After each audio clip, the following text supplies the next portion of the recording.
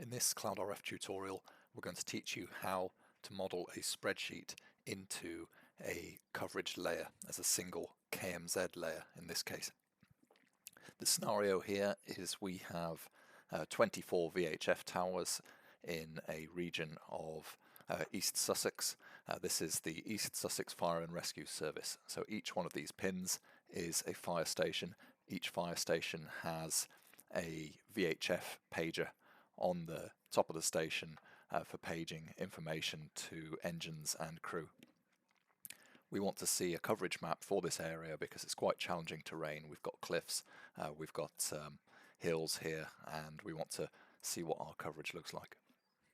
So let's go and get our data first of all. The first stage is data preparation. The assumption here is that your data is in a spreadsheet, so you need to get the data into a spreadsheet, and as a minimum you require a name for each site, a latitude and a longitude in decimal degrees, a power and a height for each site. All the other settings we will put into a template in our form here because we're going to use the web-based CSV processor. So the technology that we're modeling here is quite old POXAG pages, and they operate on about 153 megahertz in the UK, but they can be on any VHF, UHF frequency. So the default height we're going to put here is 15 meters as per the spreadsheet, although some sites may vary. Frequency 153, power 20, bandwidth, whatever we believe the bandwidth is for this system. There's no feeder here, and the antenna we're going to say is just 2 dBi gain.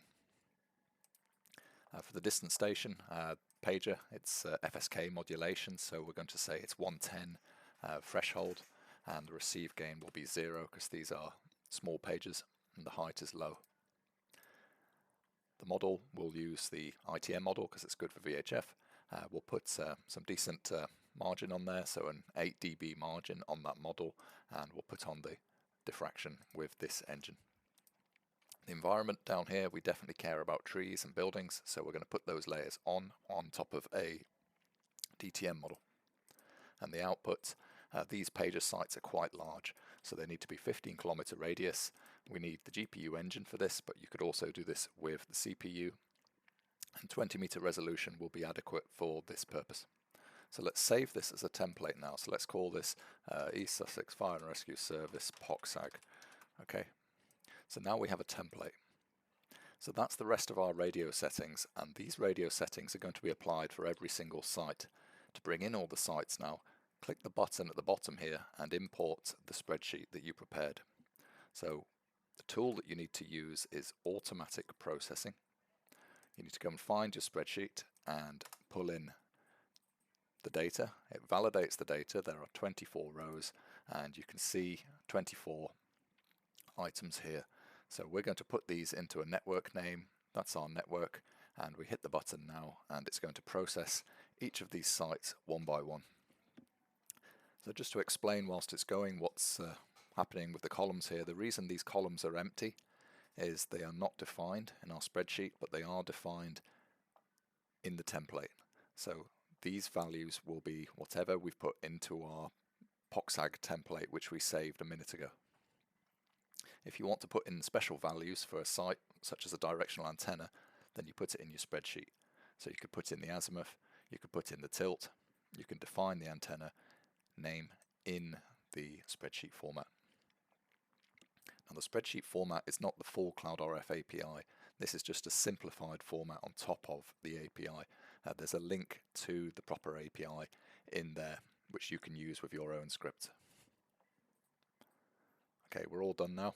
Nice and fast because it's with the GPU, and it's saying results can be viewed in your archive under the network ESRFS pager. So if I go and have a look at the link here, I can see all my sites. So if I click on one of these sites, I can have a look, and that looks good. That looks like a good coverage layer.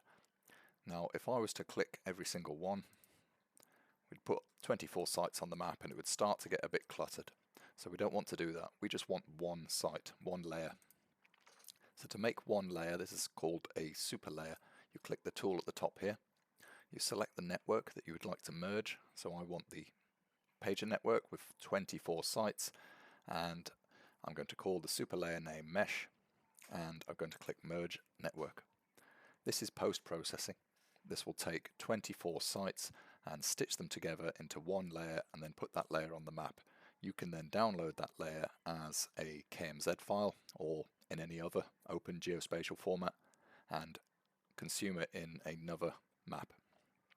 So we've got one layer on the map here, and on the left here I can download this layer as a KMZ, and I've now got the KMZ. I can also find it in my archive here, so I can share that with people. And let's go ahead and load up this KMZ. I'm just going to go and find KMZ in my downloads, and there we have created a coverage layer for 24 sites from a spreadsheet.